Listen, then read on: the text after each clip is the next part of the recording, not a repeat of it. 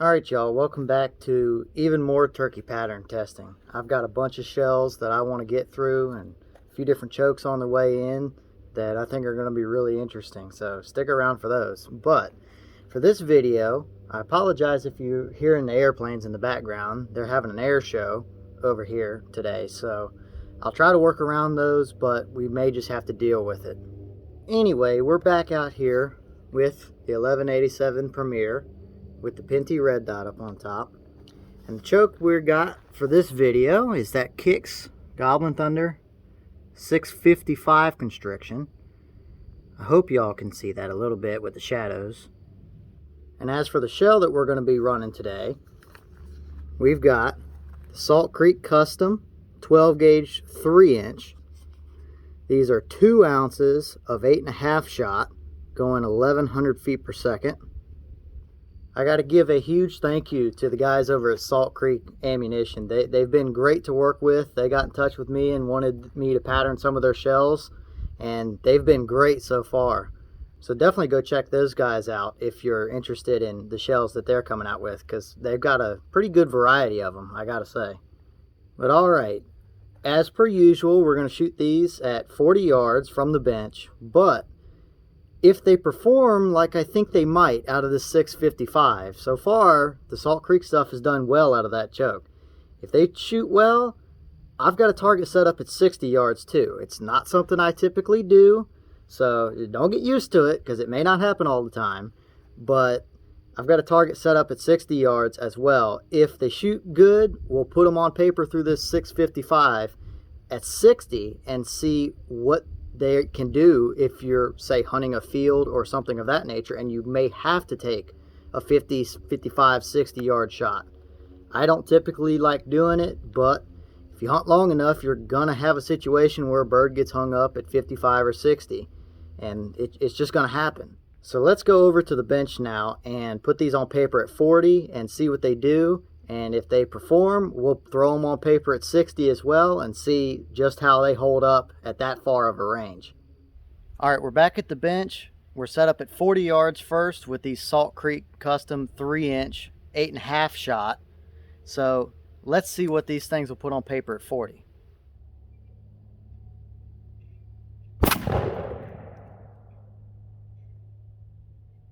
Alright, we're back at the bench again. Now we're going to be shooting the same shell through that same Kicks 655 at 60 yards. So let's see how they can perform at that long of a range.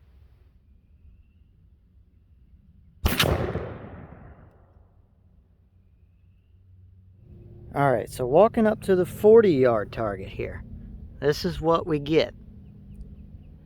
It looks pretty good to me. You might have a couple of flyers around the outside edge, but they're not even, I mean, maybe a couple of these might be a little bit more outside the pattern, but most of your pattern is right there. I'm noticing a pattern with this red dot. I know it's not the shell that I'm zeroed to, but I may want to bump it to the right just a little bit.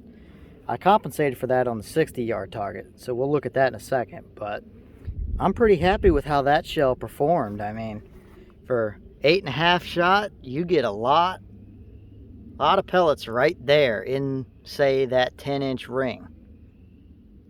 That is no doubt a turkey killer. And you get leeway, as you can see. The center of my core is off the bird, but the bird is still absolutely dead. And there's no big voids or anything like that right here in this core neither. So that bird is not walking through that at 40 yards. Alright, here's the 60 yard pattern. We're centered up now, but we definitely started to drop a little bit at that range. So that is something to take into account, definitely. But as you can see at this range, even though I'm a little bit low, it starts to open up quite a bit.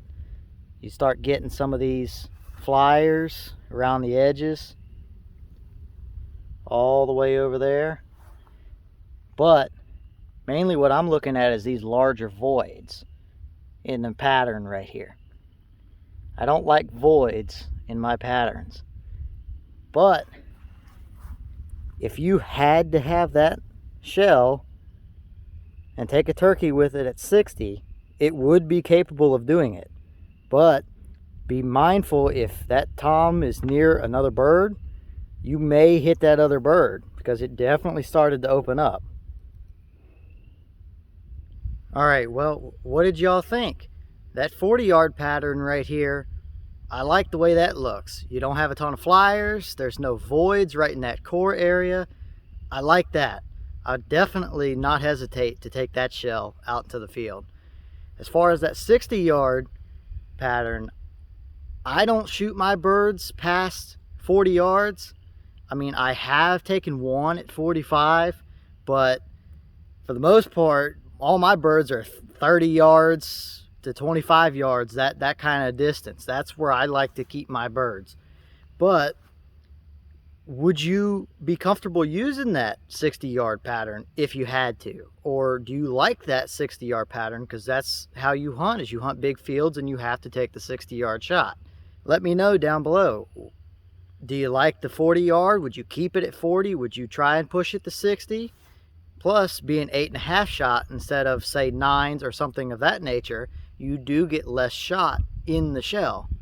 All in all, though, I like how these 3-inch 8.5s performed at my typical turkey ranges. They shot pretty good out of that Kicks. That Kicks just seems to be pretty reliable, especially with these Salt Creek shells.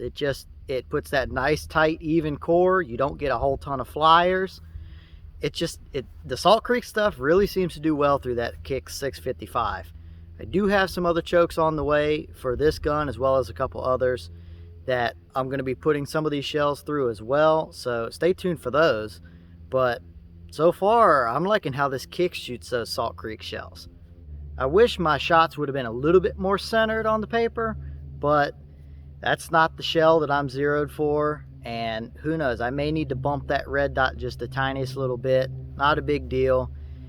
That's the plus of using the backers. You actually get to see what the full pattern does instead of just the actual turkey paper target set up somewhere. You miss a lot of your pattern when it's just the paper turkey target. And I got to give a huge shout out and thank you to the guys over at Salt Creek again for wanting to send me a couple of their shells to test pattern. They've performed very well so far out of my setups, and I've still got more to come. Let me know down below your thoughts and your opinions about these so far. Definitely go check out the guys over at Salt Creek Ammunition. They seem to make a really good shell, and they've been great to deal with so far. I've got to get some more pattern testing done, so until next time, I'll see y'all later.